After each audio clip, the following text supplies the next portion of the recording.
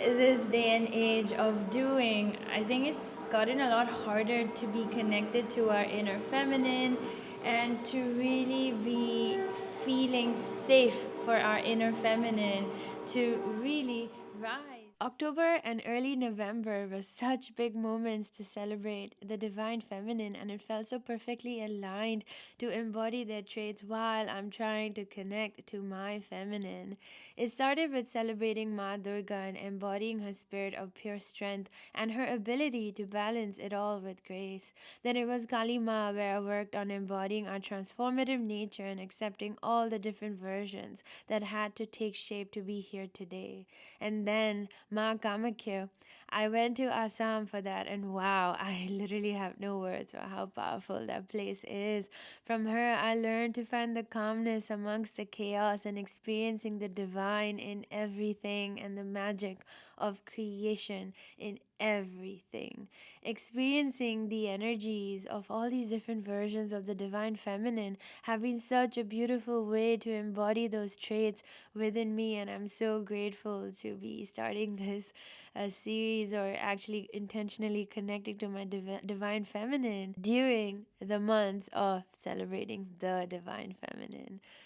This is what I call synchronicities. You can't ignore it, it's there, and it's time to embody it. And I think it's asking all of us to connect to our divine feminine. I feel we are in this world where all of us are trying to connect to our divine feminine in so many ways, and I'm just seeing the rise of the feminine energy stronger than ever. Like, we're really being asked to step into that, because otherwise, everything is so out of whack, so out of balance, and nature is so out of balance. So yeah, it's really a reflection for us to be balanced in both our masculine and feminine and be aligned with it intentionally.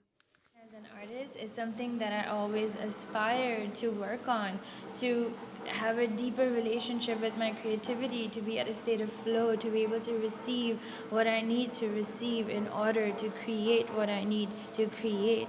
And that's why I was really motivated to intentionally work on connecting to my feminine energies. I also wanted to make it a point that I practice self-compassion and self-love, because once you're aware of all the negative self-talk that you tell yourself, oh my gosh, the amount of hate you put yourself through, nobody deserves it. You would never tell that to your friends, so why are you telling that to yourself? So being really hyper aware of all the thoughts that I give myself, I really wanted to encapsulate all the activities that I do with a lot of self-love and care and compassion, and that automatically actually transformed a lot of the practices that I did throughout the day. The biggest challenge I faced throughout this process was maintaining a discipline to actually wake up in the morning and do my routine. Mostly because I've been traveling non-stop and I've been in different places almost every other day. So it's been really hard for me to get the full energy to wake up, or the space for me to do a full-blown sadhana. And I felt like that was one of the bigger blocks that I've had. And while the first 2 weeks I've battled with that for quite a bit, I realized, you know what, the days when I'm not able to do the elaborate practice that I do every morning, I might as well take at least 10 minutes in the morning to take the time to myself, to center myself, connect to my soul, and truly be present with the energies that need to come out through me. And just that simple practice of just even 10 minutes completely changed the trajectory of my entire day. So after a bit, I feel that challenge of that discipline aspect of actually carving out time in the morning to do my meditation and my workout. I realized that just even 10 minutes makes such a big difference. Sometimes when I don't have the time, I don't really need to have an extravagant, elaborate routine in mind, or just take some time to myself in the morning. And that was really the game changer and a big realization that I had. Now, the changes that I have been feeling are quite subtle. One of the biggest things that I've realized that my people pleasing tendencies have significantly reduced. Obviously, it wasn't like a dramatic overnight change, but it kind of progressed it really fast over the past month, where a lot of things that I would really care about with what people thought, I don't care about it anymore, which actually opened up a lot more room for me to express myself however I want to, without feeling the need to, be constantly be in that mindset of, oh, I don't know if I sounded wrong, or I don't know if I rubbed off the wrong way, depending on what I said. So yeah, the change of this is actually quite subtle, but it feels quite significant. And the second major change that I really felt was I'm able to come back to balance a lot faster, and I'm not being as triggered as much as I used to before. And I think one of the biggest reasons why this change has happened, because I really, over the past 5 weeks, I really took the time to pause and think how my mind was processing things, and how the dialect and the stories that my mind was saying.